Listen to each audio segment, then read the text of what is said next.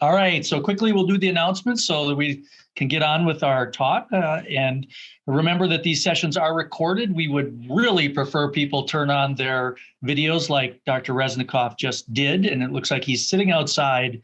What a beautiful day. And so they are recorded.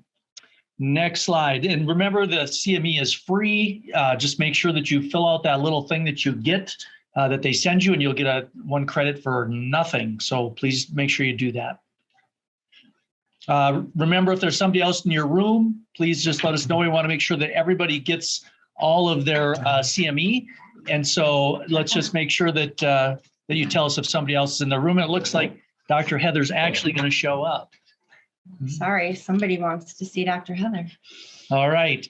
Remember, case presentations are always welcome. And if you have one, please just let us know. And we're happy to just do that on the fly if you have one towards the end of a talk, or we do have some forms for you to fill out. Next slide. Again, next Wednesday, we have opioid epidemic from the perspective of an ER doctor. That's Dr. Cole from Hennepin County. So we're really excited to have him. The following Wednesday, I'm actually going to be doing a talk on some of the other drugs that are off-label for alcohol use disorder. We had a really great talk recently on basically the ones that are FDA approved. So that will be on June 6th. And the other one, we're not quite sure about yet. So, all right. Go ahead. And then we still have the Tuesday echoes, the first and third Tuesdays of the month.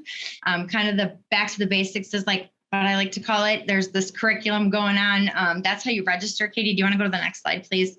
And here's the upcoming ones. Opioid use disorder and pregnancy will be in a couple of weeks and continue moving forward. And that goes until the end of September. All right.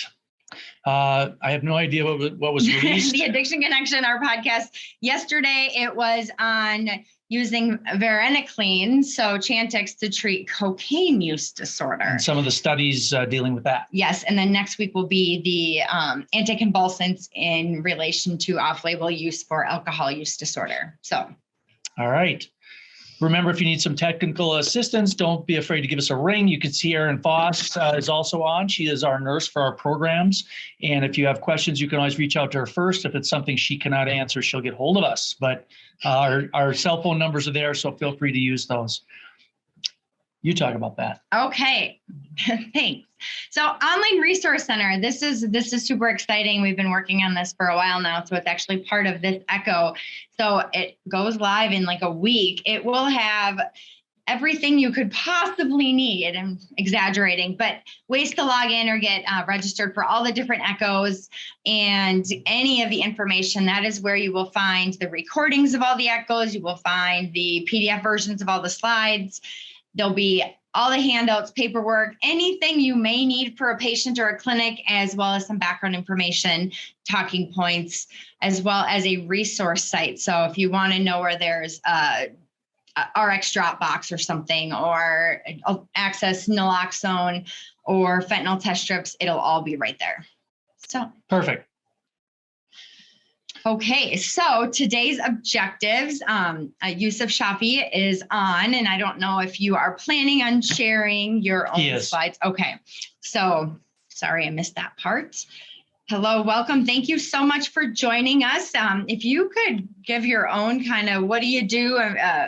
Your social work and stuff at Alliance Wellness Center, which is super great. And we're just super appreciative that you are on today. So yeah, a quick intro, and then we will let you take over. You'll need to unmute as well. You're muted. After like almost 2 years, I still can't figure this Zoom stuff out. It's kind of crazy. Well, hello. Logged in all by himself today. You guys. I did. That's awesome. Good afternoon. My name is Yusuf. I'm happy to be here. I'm with the Alliance Wellness Center, which was started back in 2015. I was in grad school and I did my internship at Cool Clinic. I remember Dr. Pham. I don't know if he's in here. Shout out to Dr. Pham. And I did my internship there, and I got to know a lot about our community, and there's a lot of struggle with alcoholism at the time. And then the last 2-3 years, we have had a lot of opioid crisis. And I opened Alliance Wellness back in 2015, which is an outpatient with lodging. And we've grown to 36 beds. In the past 2-3 years, I've seen a lot of young men and young women struggling with specifically opioids, fentanyl, Percocet and fentanyl. And so we've been, trying to help as much as we can in the community, doing a lot of psychoeducation, like you talked about naloxone and test strips and fentanyl test strips and things like that. So I'm happy to be here to just talk about how to better serve the East African community. If you have any questions, please feel free to put in the chat, and I'll share my screen if you will let me, and then I could do my PowerPoint and we could go from there. And then we'll have plenty of time. I have until 1:15, correct? Correct. And we will watch the chat as well, and what we'll do is we'll kind of facilitate any of the questions that come into the chat. Okay. Okay, I'll just turn my video off so I'm not like weird and talking to myself. It looks, I'll do that, and then we'll have plenty of time at the end for some questions, or we could, you can stop me if you want to add things, or share an experience that you had. Then we'll go from there. How does that sound? Perfect. Perfect. Thank you.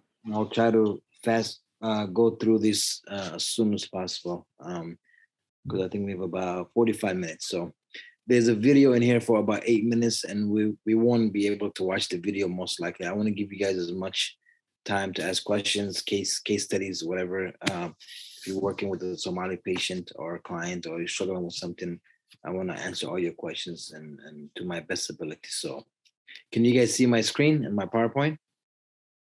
Yes. Yes, we can. All right, beautiful. Who's that good looking guy right there? That's me.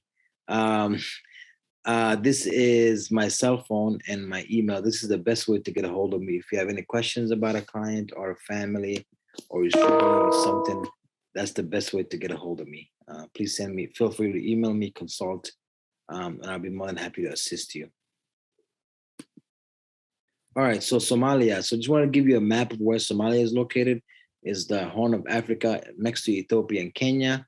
A lot of families speak Amharic or Swahili, because when the Civil War broke down, a lot of people went to the different country, like next neighboring country, like Ethiopia, Kenya, Tanzania. People went to a lot of East Africa, so a lot of them might speak multiple languages. So it's very common for some families to speak different languages.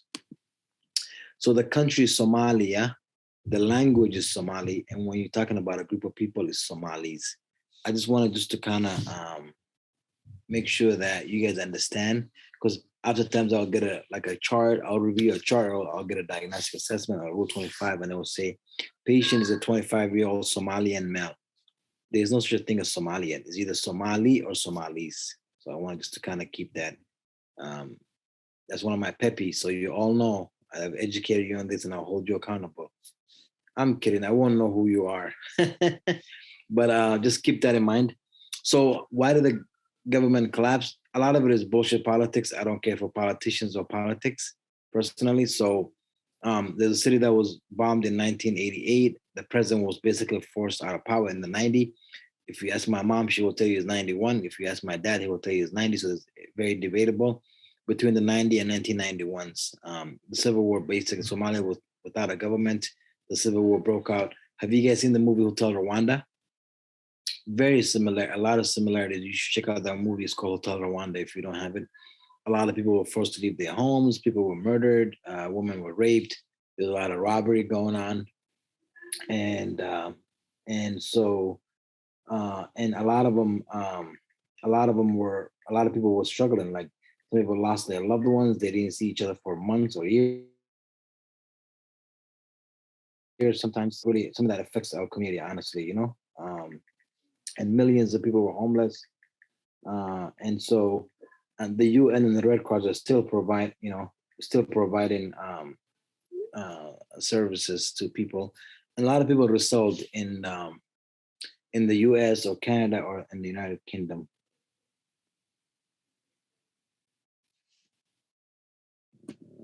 And this is some of the pictures in the refugee camps. People live to leave their homes and stay. A lot of people went to the refugee camps in Dadaab, the small refugee camp in Dadaab. They have a nice dish here, at least.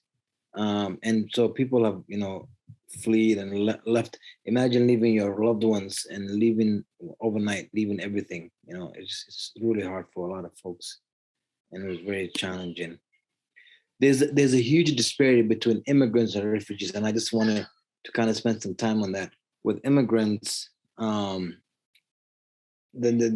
immigrants, they usually have, somebody might sponsor them, like myself, like my sister sponsored us, and when we came here, we had time to plan. We were able to bring our entire family. We were able to adapt more quickly because we came from, a big city. Maybe we were self-sufficient, and oftentimes we can return back where we came from. Where for refugees, it might be a little bit different. They might be sponsored by a church like Lutheran Social Services or Catholic Charities or whoever, even though they don't do that as much nowadays. Oftentimes they have only one family member that can come in. Like usually they'll pick the old one or the person who's like, I guess, the brightest. And so that way they can work and provide for their family back home. And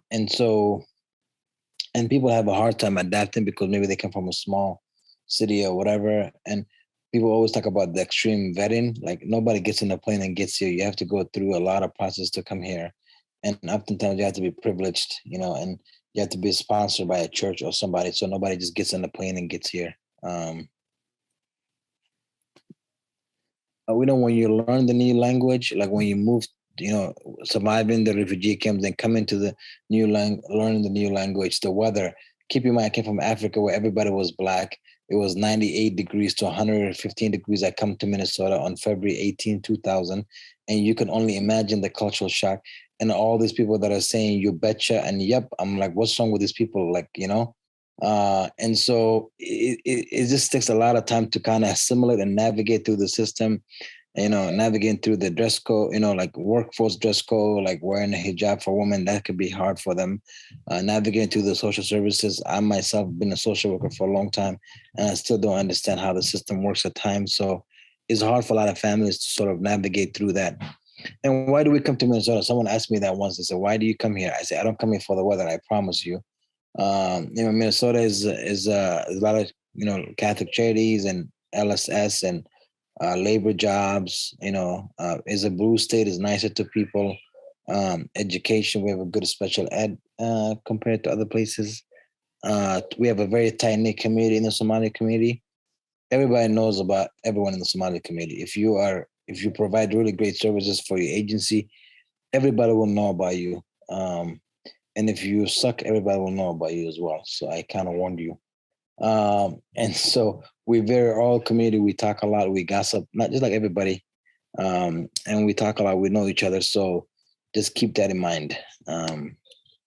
You get to learn some Somali greetings. And I promise you, someone asked me once, they said, how do you know if this is bad words? And it's like, you teach me bad words. I said, you can Google it. I promise you, this is not bad words. It was fact checked and everything. But I'll say, you can unmute if you like, if you want to, and you can repeat after me, and I'll teach you how to say it in Somali, and then you could do it with your patients or your family or friends or neighbors. So how you say how are you is iska. Iska. Iska. Iska.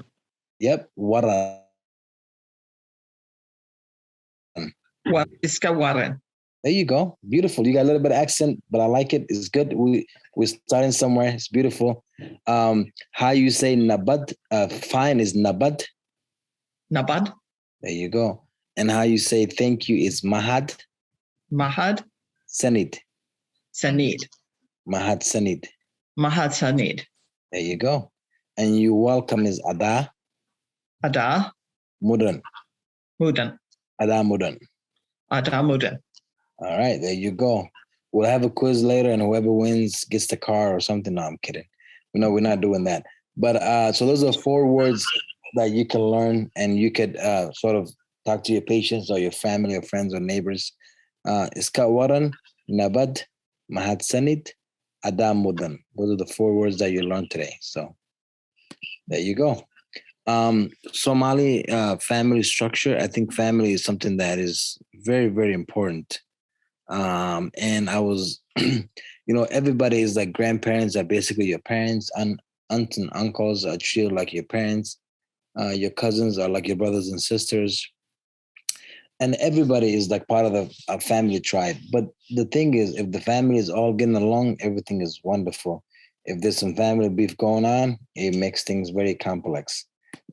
So for example, like, we have families that call us and say, can you tell us about so-and-so's treatment plan? I'm like, we can't do that. There's laws that actually protect. So a lot of family members might not understand that. Well, I'm his auntie. I used to babysit him. I raised him. I'm like, well, and there's a family beef going on between the two sisters, and the kid is talking to his auntie, but the mom doesn't want him to know he's in treatment. It's just very weird, different dynamic. You know what I mean? In a Western American culture, not all the time, but people are a little bit more supportive about addiction, and they help them through the program, the 12 steps, and all this. But in our community, there's a lot of shame that's kind of, which we'll talk about later, that's associated with using alcohol and drugs. So far, so good. Are you learning some things? Put your thumb up if you can. If you're learning things, new things. Okay, awesome, beautiful. Good. All right. Do you know the Somali language was written in 1970? I'm not gonna have you raise your hand if you were alive in 1970, but that's not long ago, right? And so when people say, "Oh, you're an American now, speak English," is very offensive. We got a little bit of catching up to do. 1970 was not long ago, and so I think people in the northern part of Somalia, if you're from the northern part of Somalia, you spoke English because the British colonized the northern part of Somalia, and if you're from the southern part of Somalia, the Italians were able to colonize. So there's a lot of the Italian influence, like the pasta, and we like fettuccine and cheese and all this thing. One of the presidents for Somali, the current president just ended, like, I think 2 days ago. His ex's nickname was Formaggio, which it means cheese. That was his nickname was Cheese. The president of Somalia's nickname was Cheese. And that's another thing to keep in mind too with Somali. There's a lot of nicknames. There's like, Big Abdi, Little Abdi. Everybody has a nickname. Little Muhammad, Big Mo, Little Mo, all that. So with your patients, they might have a legal name, but then they might also have like a nickname.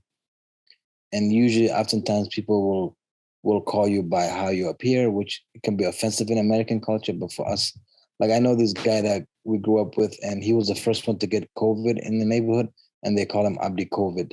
That's his nickname. Imagine telling your kids 30 years from now, "Hey, why do they call you Abdi COVID, Dad?" There was something called coronavirus in 2019, and I was the first one to get in the neighborhood, so now they call me Abdi COVID. Yeah, so just keep that in mind. This is my favorite slide: traditional and marriage. So marriage is a big thing in our community. And then arranged marriages don't happen anymore. Thanks to Instagram and Facebook and Twitter, people meet online, so there's not much arranged marriages. And then also you have to get approval from the bride. Like, I had to get approval from my wife's dad and her mom, basically. And usually you would usually like talk to them and say, "Hey, can I get a blessing? I want to marry your daughter, blah, blah, blah." And then they will do some research. When I say research, like, this guy, does he have a good credit score? Does he pays his bills? Does he have any alcohol or drug problem? Is he abusive? All these things, like, right? And they will do the same thing to the girl. Like, does she party too much? Does she do this? Does she do that? And then they will basically say, "Okay, then you can have our daughter. You can have the blessings." And then you like to marry within the family.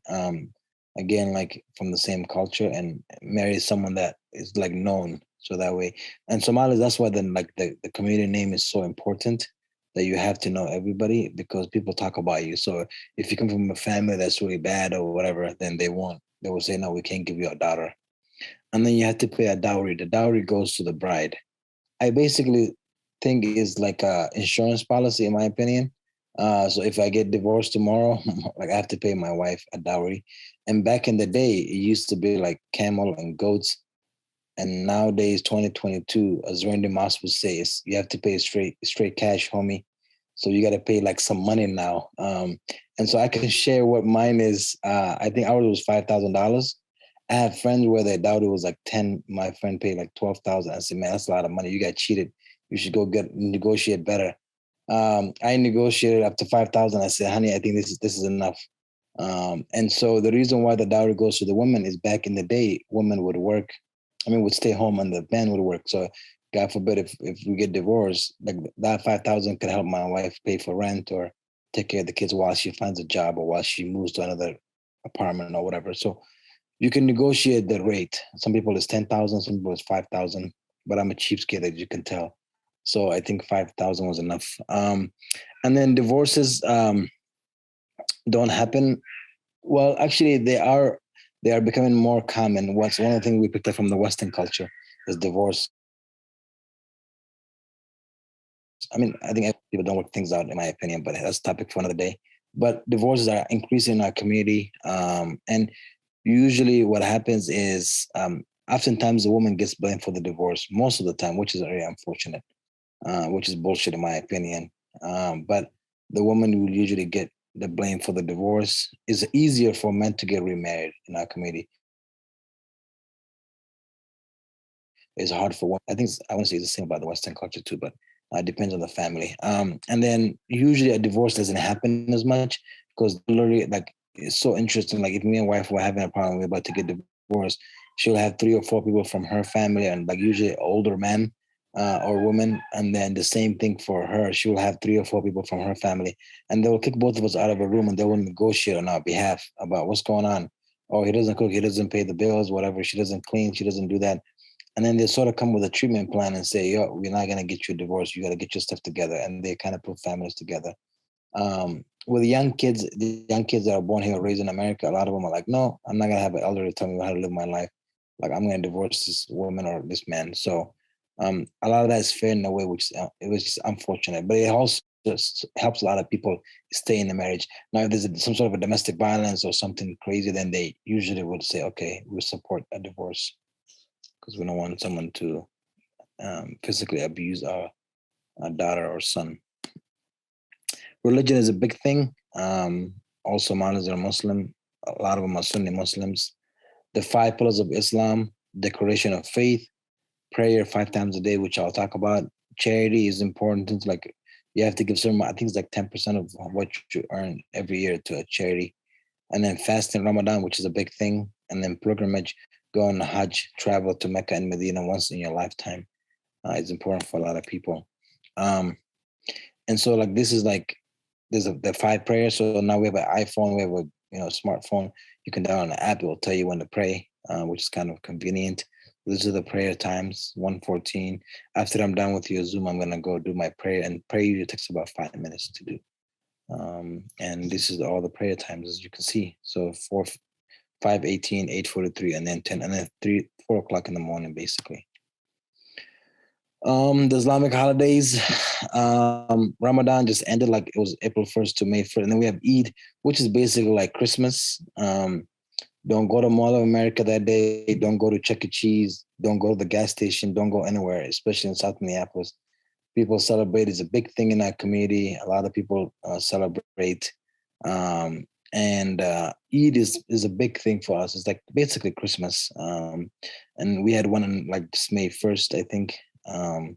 And then we have another one coming in July. So we have 2 Eids usually in a year. And when I was younger, I used to go to the Old Country Buffet in Brunsville.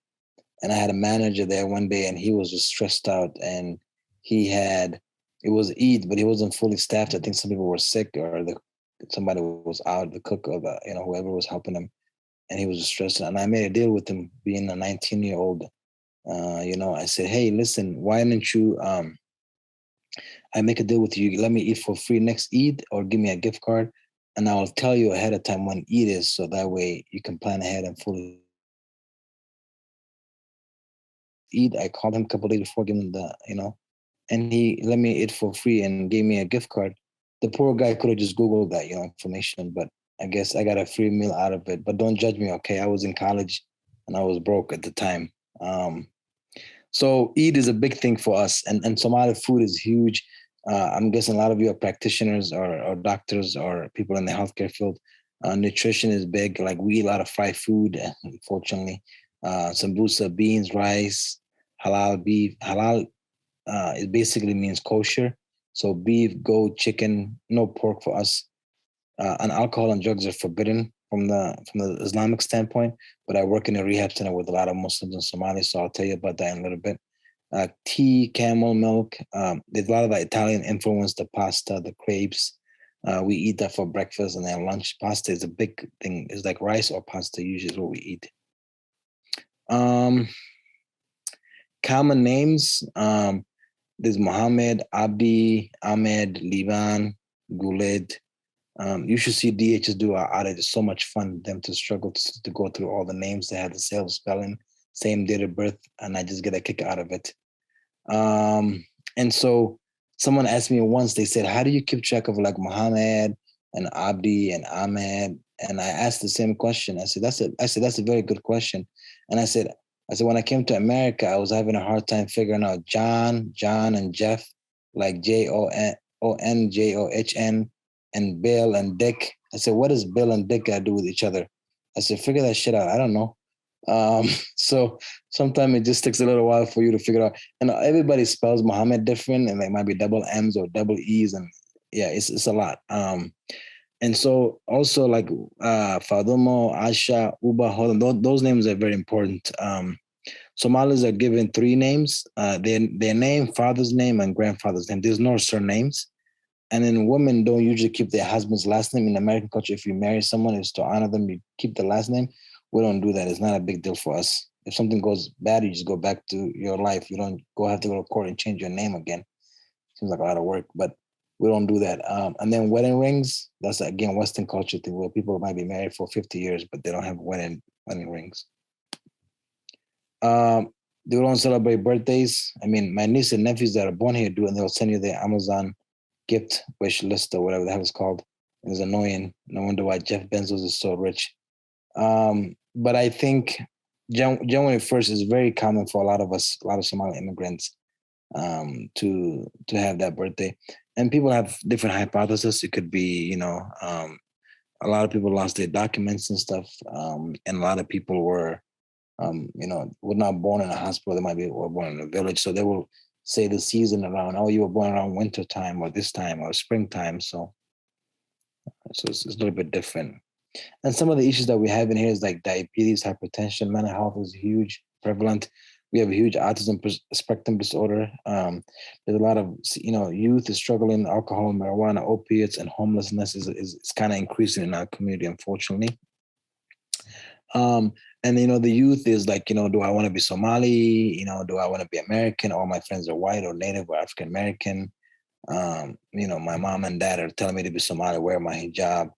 The boys want to be the next Lil Wayne, but the moms want to be religious and be a good Muslim. So it's hard when you're 14, 15 and you don't understand. I struggle with that too personally, but as I got older, I'm like, this is who I am. And language, there's a huge language barrier. Navigating through the system, you guys all know the system can be complex, especially the big systems. Concerns about losing their value and culture, like my niece and nephew don't even speak Somali. They might understand it, but they can't speak it at all. So losing the language, special ed or lack of special education for immigrants and refugee kids, This is the video I was telling you guys about. The War Inside is about a clinic in Somalia. Dr. Habib is doing some amazing work. We won't have enough time to watch it, but I wanted you guys to check it out when you get a chance. And I will be able to forward this PowerPoint to you guys later. And I think in general, when it comes to mental health, I think a lot of us just don't, and this is addiction too. We don't do well with prevention. We have this notion of just pray, God will take care of it, which is good to pray, but it's also good to get the help that you need. You can pray all you want. It's also important for you to seek the services that you need, and so I think a lot of us stay home, like before you get, if you're a teenager, if you're 21-year-old and you're not married, especially for women, you stay home until you get married. Then that's when you move out. And in our culture tells us, like, if you're a man or, not everybody, but especially men, if you show emotion, it's like a sign of weakness. Like you're not supposed to cry, like tough, like man up type of thing. And a lot of us have been through a lot with the Civil War, and been traumatized. I hear a lot of stories. Even coming here as a teenager is hard, like, navigate through the system, learn the different language. September 11 happened around when I came to the US. People were very racist. A lot of people were, especially towards, my sister who's a nurse, who wears a hijab. There's still a lot of racism in 2022, believe it or not. So it's unfortunate. A lot of us struggle with depression or anxiety. A lot of us have lost, family members or separated from the civil war. A lot of refugees have been victim of torture. People were abused physically or sexually, or neglect. A lot of them. That's why they use drugs and alcohol. A lot of my clients, they use drug and alcohol to cope with whatever they got going on. If it's mental health, if it's anxiety, whatever it is. And we struggle with alcohol, marijuana, opioids, and Khat. You guys know what Khat is? So Khat is basically a Schedule 1 drug. And back in the day, the DEA didn't have a way to test it, and now the labs have a way to test. It's like a stimulant, basically, and can cause a lot of euphoria and loss of appetite. People tell me that it has the same effect as someone who's on like doing cocaine.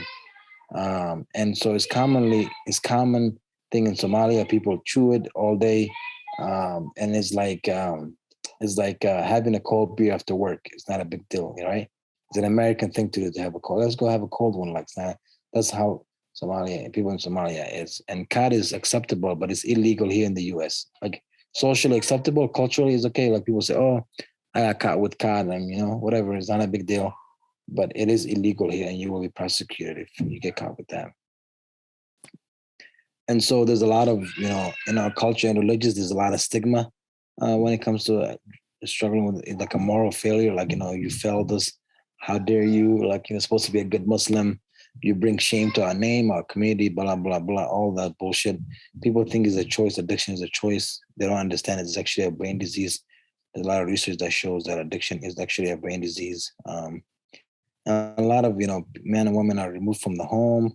There's not many resources for those who are struggling with alcohol use disorder or opioid or whatever addiction. And it's 10 times harder for women to find and get resources, unfortunately. And one of the things that we do is we try to focus on the family and meet them where they're at. We try to do initial visit. We spend quite a lot of community education about what addiction is. How do you help someone who's struggling with addiction? We try to answer as much questions as possible. We keep, the family in the loop, and there's a lot of pros to that because they kind of help.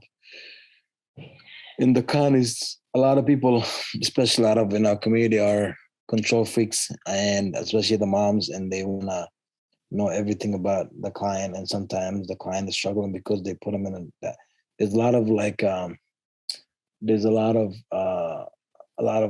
of people that are struggling because the moms would actually buy the drugs for them and say, instead of doing drugs outside, you could just do it in my house. I don't want other people to know. And they don't understand that by doing that, it really hurts the person, because now instead of doing 5 pills a day, they're doing 15 pills a day, and mom is providing. And I get where she's coming from because, there's a lot of shame. There's a lot of stuff that kind of comes with that.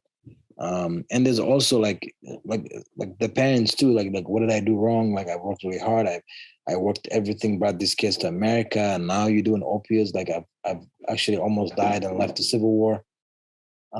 And so I think understanding and for them to know, hey, my son just came downstairs to my room. Hey, daddy. Hey, can you go see mommy? Thank you. Sorry about that. Zoom Chronicles. Hey, honey. What here? I'm in a Zoom. Sorry about that, guys. And so there's also a lot of parental stigma and also misconceptions about MAT.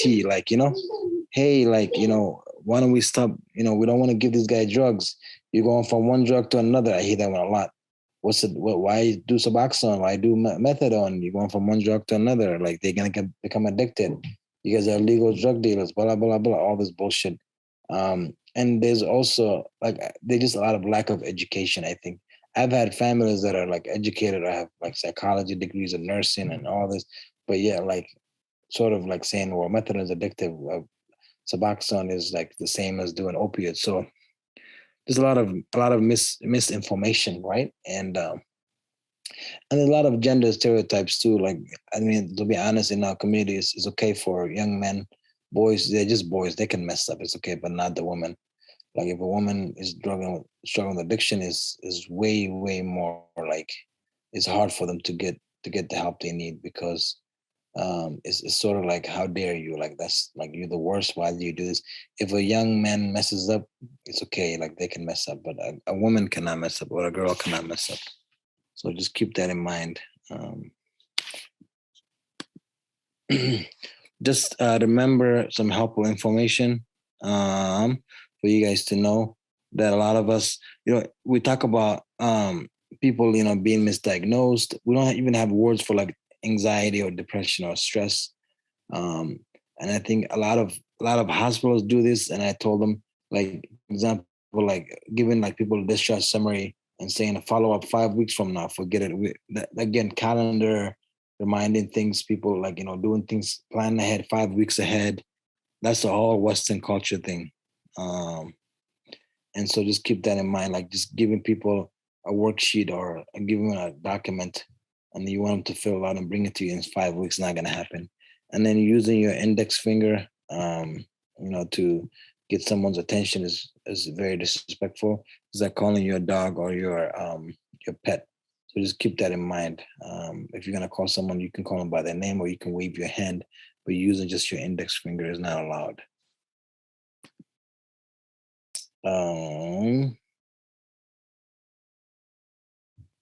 I think for a lot of people, there's a lot of misconception about taking medication.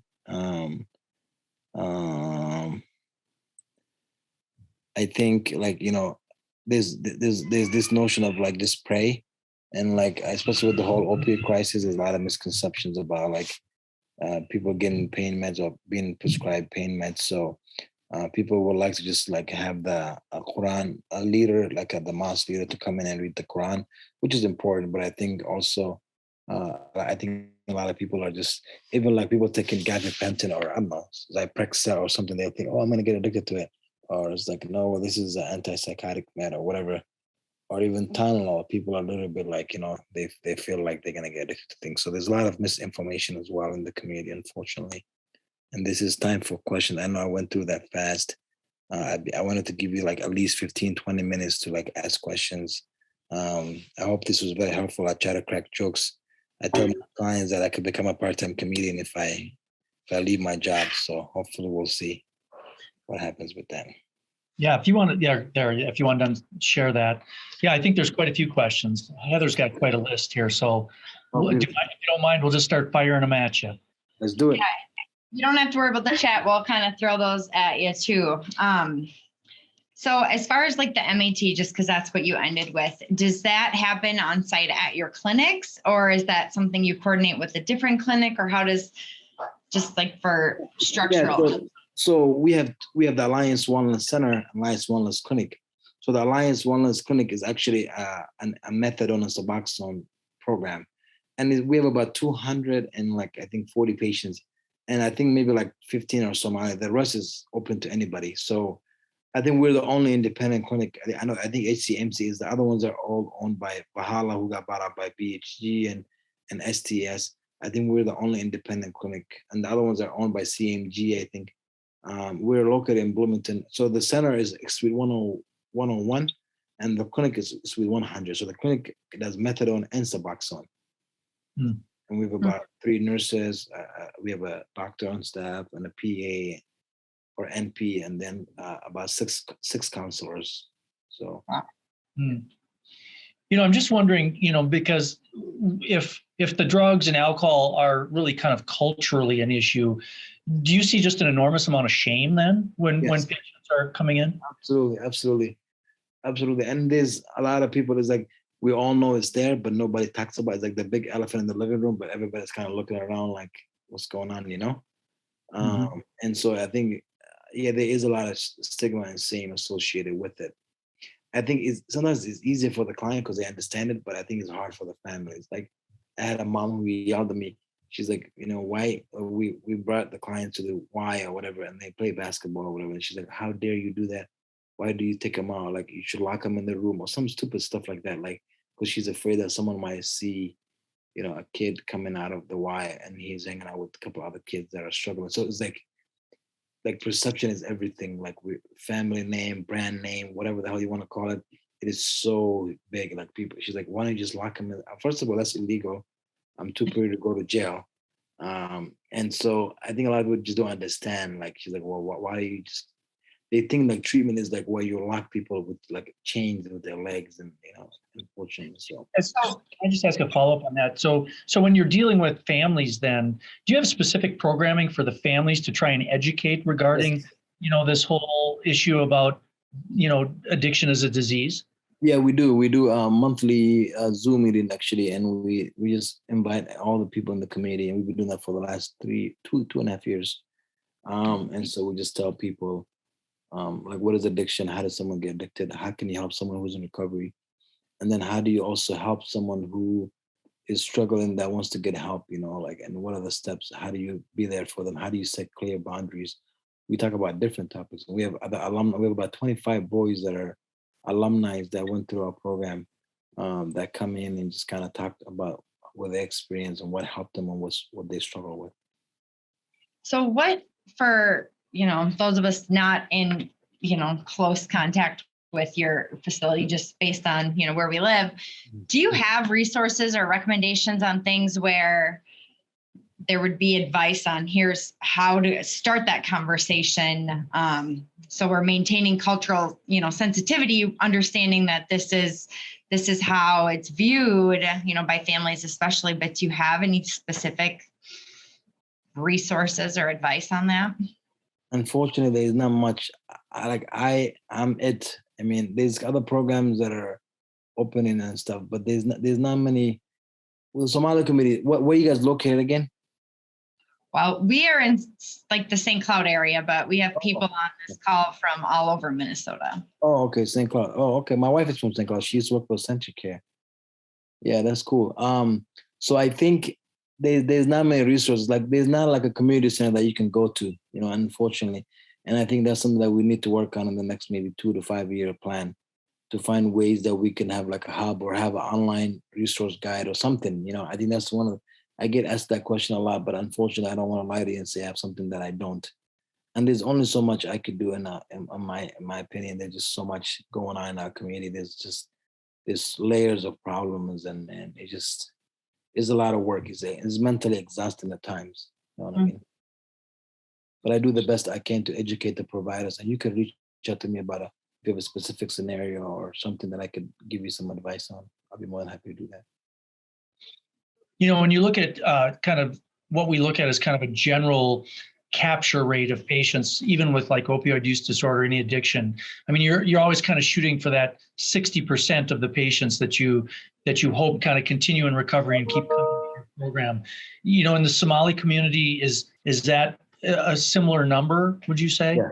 Oh yeah, a lot of people oftentimes come back, because they don't have a good discharge planning, or if they go back to the same environment. I think housing is a big thing for a lot of people.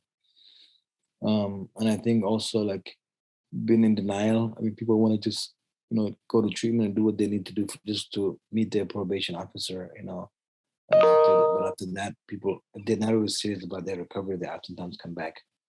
Sure. So what about that whole, keeping appointments or all the follow-ups? Like, how do you go about that then? You literally call them the day of. If you have an appointment, I think I would call them the day before or the day of if you can. I did a training for a hospital that was struggling with no-shows, and we'll just say, hey, why don't you just call them the day before, the day of? Because I don't know, like, I think people should get with the program, but it's hard. The business side of it is for you guys too. Like, if you want your patients to show up, you got to call them the day before or the day of and say, hey, you have an appointment at 10 a.m. this day. You call them early in the morning, or you leave a voicemail the day before, Sure. I think that's important for you guys to do. Another question? Go ahead. So as far as, like the trauma and all the mental health things, that you talked about, I just think a lot of the PTSD. And how do you kind of approach that? Is it just a lot of conversations and, reassurance, or, Yes. Yes, we have about 3 or 4 Somali therapists. No, yeah, we have Martha. We have about 3 Somali therapists, and then one that's also trained, and so we just meet everybody where they are and sit down with them and talk to them about their trauma. and it's kind of interesting when you talk about trauma. You look at my mom's trauma, like, being in the Civil War, coming here in 2000, whatever, her seeing people get killed in front of her. And so that was traumatic for her, right? And someone like me who came to Burnsville out of all places in 2001 or 2000, and then September 11 happened, and not knowing the language, and I had to navigate through middle school and bullying and all that, and that's my trauma. And then you look at my clients who were born here, raised here, but then their best friend died on their arms because they overdosed and they had to use Narcan, and they saw. So you saw 3 different generations with 3 different sort of traumas. Does that make sense? Yeah. So kind of meeting everybody where they're at and see if we can help them. All right. Other questions? Other questions. I do have just kind of more of a logistical question from the beginning when you were talking about the difference between immigrants and refugees, and you said usually they cannot return. Is that like a legal thing, or they just don't? Or, I have a patient that he's a refugee when he was like 5, but he said he was moved here to Atlanta with his aunt and uncle who kind of sponsored him, but the rest of his family, his brother and his parents, went to the UK. And so that kind of a situation is, and then his aunt and uncle kicked him out because he joined a gang when he was a teenager down in Atlanta. And it's this really hard, you said, housing, and I don't even know where to begin with that. Yeah, it's common. That happens all the time.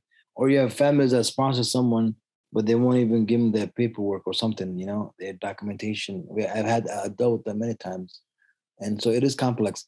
But for them to go to the UK, maybe that's what came up for them. That's the opportunity for them. So if it's UK, if it's Canada, if it's, Germany, whatever, they will go whatever they can better than where they're at right now or when they were at the time. So you have family all over the continent.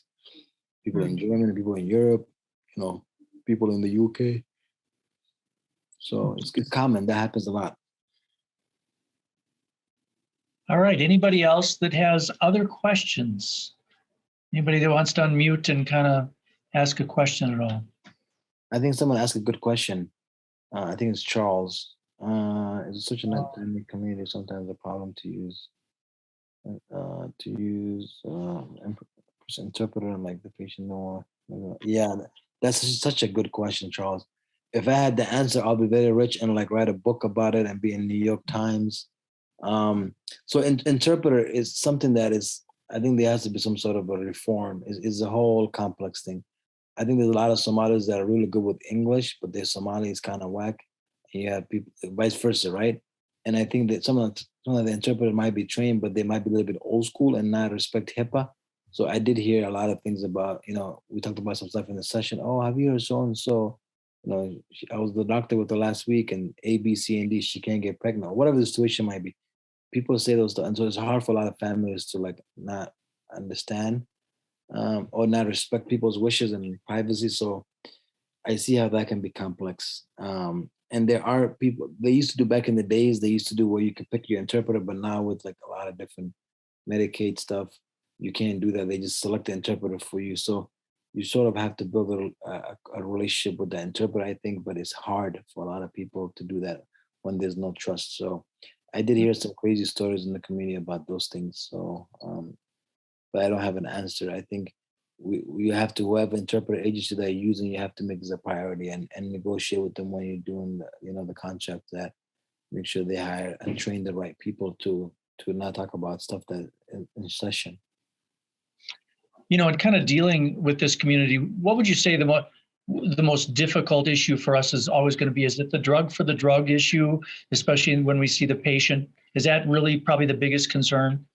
Yeah, that and just ignorance, honestly. I mean, there's a lot of ignorance in the Somali community, in the Western culture as well, but people, they just don't understand. I'm the one that reads the comments on Facebook, and people talk about people with addiction. It really bothers me because they're just people. They just need help, So I think there's a lot of ignorance, and I think people don't understand what it feels like to be in other people's shoe. And for some people, they don't care, and they've been privileged that they don't give a shit. So I think it's easier for me to just blame and say so-and-so is a problem because he's an addict. My taxes are being raised because, we call 911 for you, or some stupid stuff. And there's a lot of fake news that spreads in the news and in the media as well. And they have a lot to do with this. You know, you don't talk about recovery. The Anonymous People is a good documentary, but it's like when people are doing well, the media doesn't do a good job of, you know, when someone is, you know, drinking and driving, or someone is using someone with a needle, and it just kind of perpetuates the stereotype. And I think that's part of the problem. So we have the same issue in the Somali community. It's even 10 times worse. Or so and so's daughter died. I've been to many funerals. I've been to 2 funerals the last 2 weeks, and we had a mom that was saying, "Oh, my daughter died in a car accident," but we all know she OD'd, you know, and we all know the people that she was hanging around with. So it's like there's a lot of stigma associated with someone when you lose your loved one, and when you go to the funeral, people say, "Oh yeah, he had a heart attack, but he's 25-year-old or 21-year-old." I'm not saying 25-year-olds can't have heart attacks, but for the moms to lie and say, you know, a 21-year-old had a heart attack, it's just really bad, you know. It's unfortunate. Hmm. Yeah. Okay. Interesting. Yeah, I had a different patient, and his father was very involved, a Somalian male from St. Cloud, and he really didn't want to be on Suboxone, of course. Like, he just was like, no. We talked about it. He was wanting to start it and then taper off, and I was fine with that. But he had to get his father's permission, and this was a 27-year-old male, but was still at home, and so it's been like a back and forth with a lot of conversations, and it's interesting to try to have that conversation. The father didn't understand English as much, and Yeah, absolutely. No, I can only imagine. I used to have a lot of hair before this. I used to work in a treatment center, so I blame my hair loss. I tell my clients that jokingly, they're like, "No, you lost your hair before that." He said, "Don't blame us on your hair loss." I said, "That's fair. That's fair." I think Laura has a good question too. We struggle with that too, with, like, you know, missing doses, not following through. You know, the importance of, you know, we have the federal guidelines. We have the different phases that, you know, we had to phase people down because they didn't show, they were no colon show, or not doing bottle checks or whatever. It's hard for a lot of people that kind of like don't understand the importance of attending those appointments, making sure they constantly in the same dose instead of going down, or, you know, and not showing up for their appointments. sure. All right. I guess I have one more question. You get to do one more. Just, you know, thinking about some of the you know, women versus men, and how much more difficult it is for a female patient to be able to admit that, and to get help for that. Is it going to be harder for, you know, a female provider to care for patients versus like a male provider? Is there going to be kind of that same view, or is that not really as big of a deal? No, I don't think it's as big of a deal. I mean, if you're a woman provider, they'll probably connect with you more. I don't think it really matters. I think in general, I think it's hard.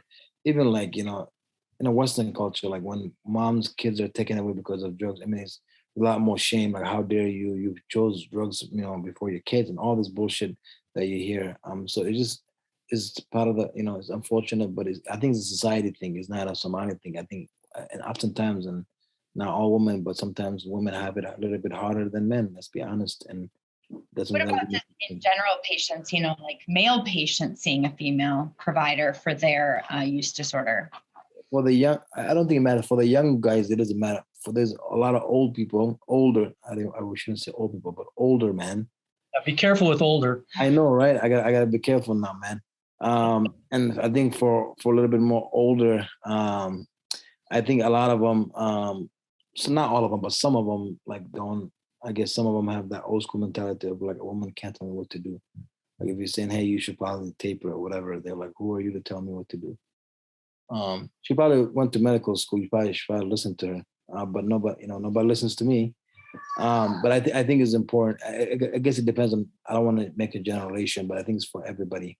For a lot of them, I think they will listen to you. If people respect, like, nurses, doctors, teachers, it's a big thing for us to respect those kind of people, like doctors and nurses, people that empower. You know, they will tell you, "Doctor, what should I do? Tell me what to do," and they will listen to you. Wonderful. Well, we really appreciate you taking time out of your schedule to do this. I think really helpful. We get a lot of nice comments. I think this information was just what we needed. So yes, thank you. I'm glad this was helpful for you guys. Let me know if you want me to help you train, or how I can better support you support you and give me some feedback too, and let me know if I need to improve on some things on how I can better. So the more I'm educating other providers, the more, because I can't help everybody, and I know that. So the more we help each other, the more we, it's easier for all of us, and better it helps my community as well. So I really appreciate that. Thank you, Charles. I appreciate any ends you have in the families in the St. Cloud area too, you can let us know. Of course, absolutely, we'll do. Not violating HIPAA, of course. Of course. All right, you guys. All right, guys. Have a good day. Take care. Appreciate you. Thank you. For those of you still on the CME, the eval, you can click the link. Otherwise, you will get it emailed to you as well. All right. Thanks again. We will see you guys next week.